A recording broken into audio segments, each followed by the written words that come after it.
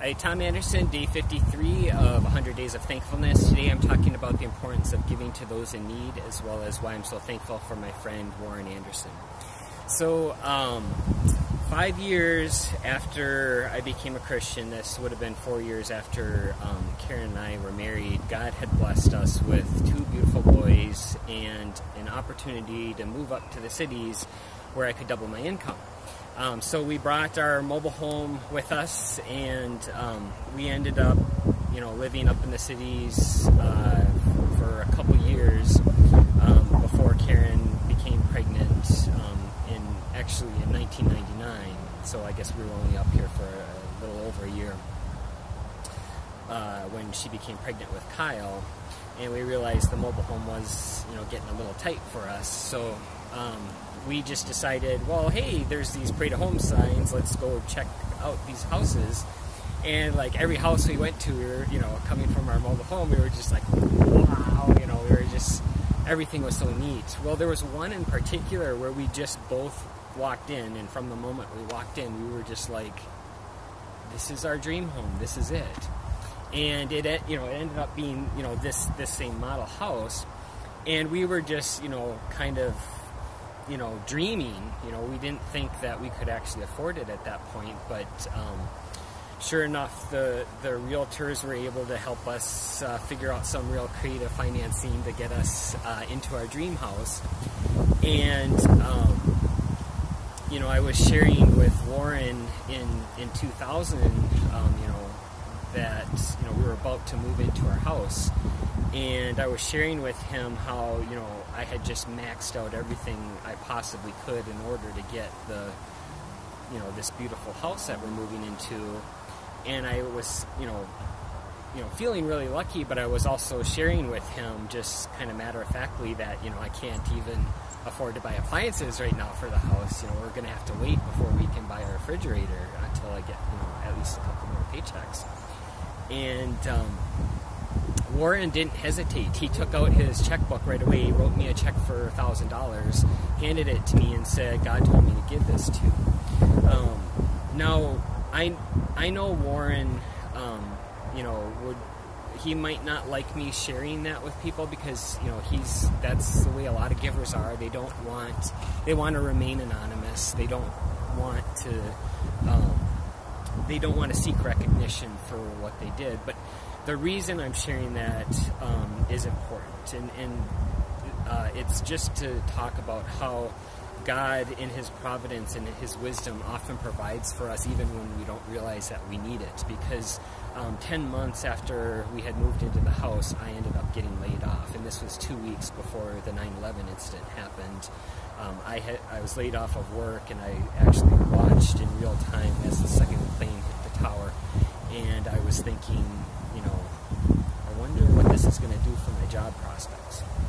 And so, sure enough, my severance only lasted so long, and I got into a point where it was just like, I'd call the mortgage company and I'd say, I'm trying to find a job, but I just haven't found one yet, and asking them, is there something we can do to make this work, to rearrange the financing or whatnot. And they said, well, you'll probably get hit with a bunch of late fees, but really there's nothing we can do about the situation.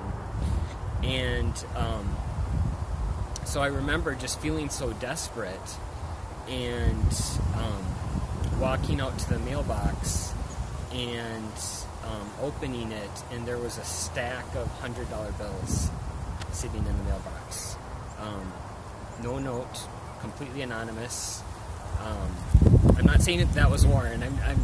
I'm just basically saying, if we were to guess, it was probably, we're guessing the neighborhood that had gotten together, because Karen was involved in a Bible study, a neighborhood Bible study. And so if anyone of you that was part of that actually provided for us in that way and is watching this video, thank you so much.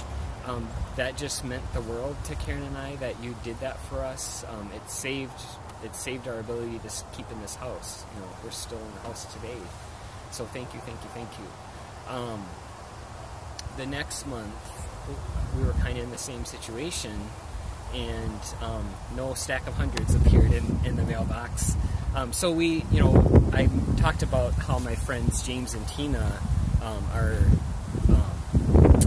they're both pharmacists and they're pretty well off, and we were actually, or Karen was helping to do some daycare for them, and so, we just asked them, hey, how would you feel about maybe paying for the whole year in advance on the daycare? And they were like, sure, no problem. And so, that got us by another month. And then the next month, I ended up getting a job. It didn't pay anywhere near what it paid before, but it was enough to just barely eke by. And, through working side jobs and whatnot, I was able to continue to pay the bills. The reason I'm sharing all that is because I want people to understand how we can help each other in our times of need, and just the impact that it has on all of us. Yesterday I talked about, how there's this, I actually shared a link for this where, if 7.1 billion people in the world, and it was a village of 100 people, if you have an income in excess of $34,000 annually a year, if that's your salary, and you make more than $34,000, you are actually in the top 1% of the wealthiest people in the world. Now, that I hope illustrates what I was also sharing yesterday about how America is the wealthiest country in the world, because 34,000 is, that's a nice income, but it's, it's not like anything, from our perspective, it's not anything super extravagant. If you think of it in terms of the perspective of, if you're listening to this and you're in the top 1%, think about that village I talked about of 100 people. That means you're the one wealthiest person who, imagine all 100 of you got put in a room, and, you'd be sitting over there in the corner, sitting in your comfortable chair, and you'd be the wealthiest person in that room, and there would be 23 people that didn't have any kind of a shelter, 15 people that were extremely hungry and malnourished, 13 of those people don't have even safe drinking water, and one of them is even starving to death. If you were in that room and you were in that situation and you saw all these 99 people that had, greater needs than you, would you really be sitting in your comfortable chair pondering about, that next car that you're thinking about buying? Or would you get out of your chair and try to help the other 99? Obviously God has blessed, God has put us in these positions, and He's blessed us in order to do His will, and part of that will is to share with other people. I'm just going to read a couple verses. This first one, this speaks a lot to Warren here, and this is Luke 16:9. I tell you, use worldly wealth to gain friends for yourselves, so that when it is gone, you will be welcomed into eternal dwellings. So again, looking at everything from an eternal perspective, but when I first read that, I had to read it twice. I was like, wait a second, is the Bible really telling me to use my money to gain friends? Sure enough, it's right there. It's in the Bible. And sure enough, Warren is a very good friend. The other one is Acts 5:32. Let's see. All the believers were one in heart and mind. No one claimed that any of their possessions was their own, but they shared everything they had. And that's just such a beautiful portrait of, what I wish we were all like, that, if we saw anyone in need, that we would just recognize that all of our money, all of our wealth, all of our possessions, even our own family and our kids, all of it belongs to God. And we are just called to be good stewards of that. And as part of being a good steward, we're supposed to give to those in need with that money. And what's amazing is there's a book, actually I've got it here. It's by Robert Morris called The Blessed Life.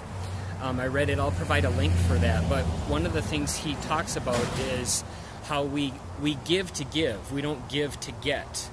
But when we give with that right heart motive to give, just to do God's will, it's amazing how often God says, well done, here, have some more.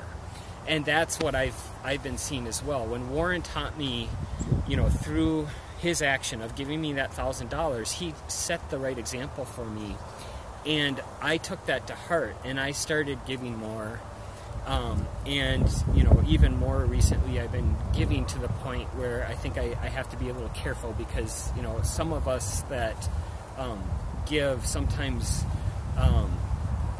we give a little too much to the point where our family is now the ones that are in need. So, we do need to be careful there. But at the same time, it is amazing how God just always provides, and when I give more, He blesses me more. And but that's not why I give. I give to give. I don't give to give. So I'll provide a link for his book, which I thought was incredibly helpful. That's actually, reading his book is what inspired me to give even more this year than I have in prior years.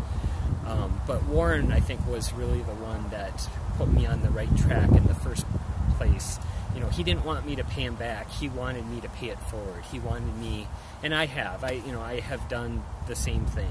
I've given to people that have been in need, because God has given so much, to me and to my family, and He continues to do so.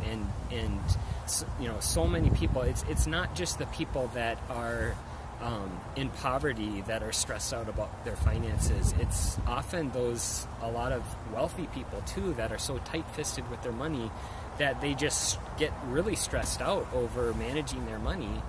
And the solution to that is really give it away. It's probably the only way you're going to truly enjoy your money anyways, is by giving it to people that really need it much more than you do. And no one ever at the end of their life looked back and said, if only I had given a little less.